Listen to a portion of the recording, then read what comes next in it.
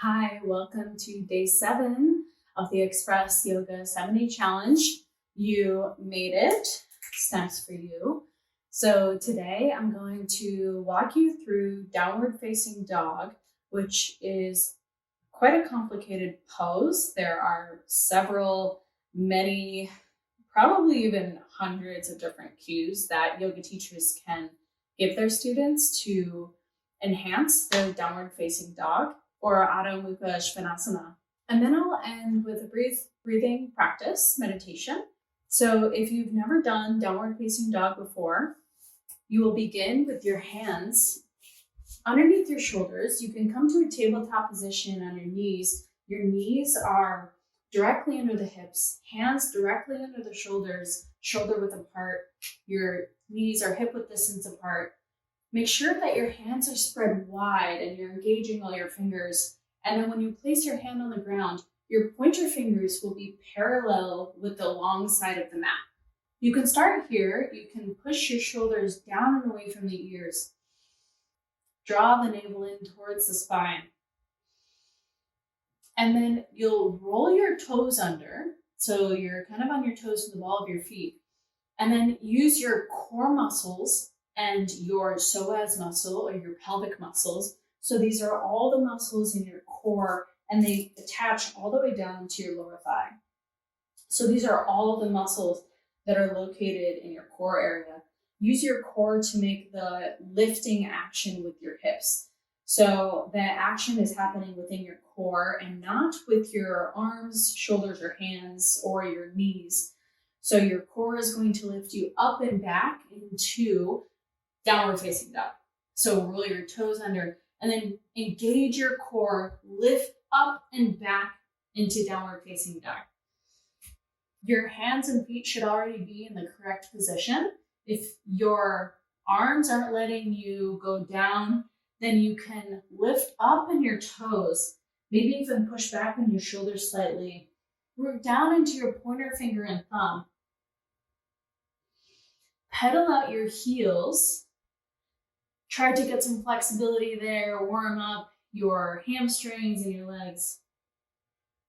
There are many different directions of energy flowing in this. So there's a pushing up and back from your palms, but then there's an upward motion happening with your tailbone and feet. So when you root down into your feet and you're pushing down into your heels, there's an upward motion happening coming out of your sit bones or tailbone. So you want to draw your sit bones up towards the sky. And that almost gives you a gentle back bend, and then your torso will drop towards your hamstrings. It helps a lot of people if they come up onto your tippy toes and then draw your sit bones upward and let the torso drop, which I'll demonstrate. So plant your hands, roll into your toes. If you come up onto your tippy toes, your sit bones are naturally pushing up towards the sky, and you can push your torso down towards your thighs slightly. And then keeping this action with your sit bones, try to push your heels towards the ground. It's okay if they don't touch the ground. You want to keep a gentle microbend in your knees. When you're rooting down through your hands, you want to root down through your pointer finger and thumb. Spread your fingers wide. And the point of this is to protect your wrists. So the wider your fingers and the more engaged your fingers are, the more weight is distributed amongst your hand and the less weight is being pushed into your wrist. So this can really protect your wrists in the long term.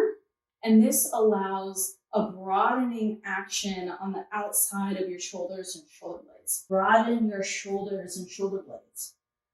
While you're doing that, you also want to push your shoulders down and away from the ears.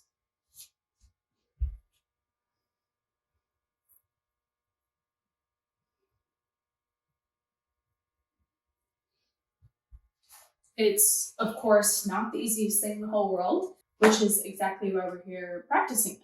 Of course, there is always room for improvement. One last thing I would like to touch on is the neck.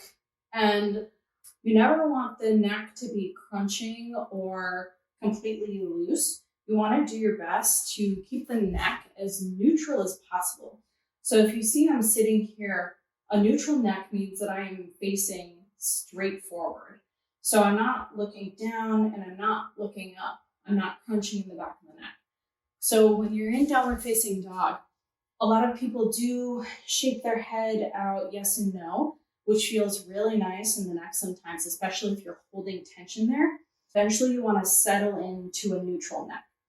So I'll demonstrate.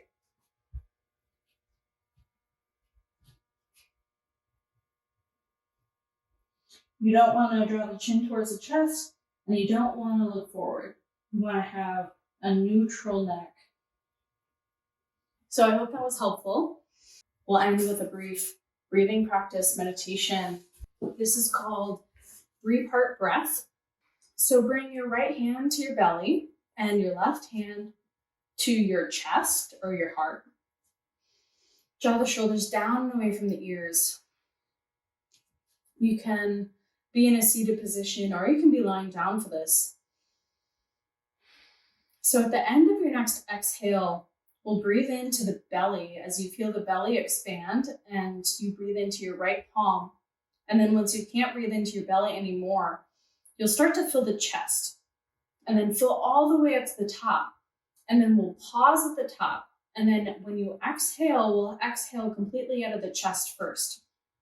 So you feel the chest go down, and then the belly second. It's a great reminder to have your hands on the belly and the chest. When you breathe into your belly will expand. And when you breathe into your chest will expand. So when you exhale, you breathe out of your chest, keep your belly full of air, and then empty your belly as you draw the navel in towards the spine and contract the diaphragm. We will do 5 cycles of breath here.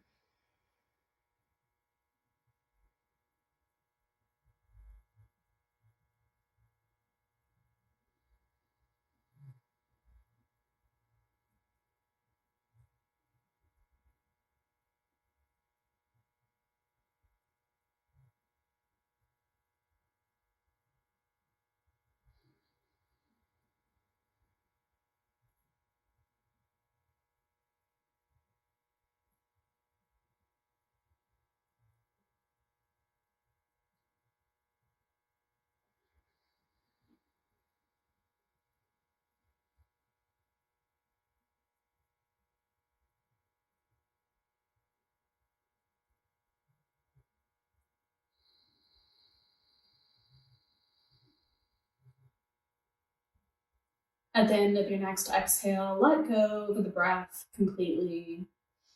Bring your hands to heart center. You can keep your eyes opened or closed.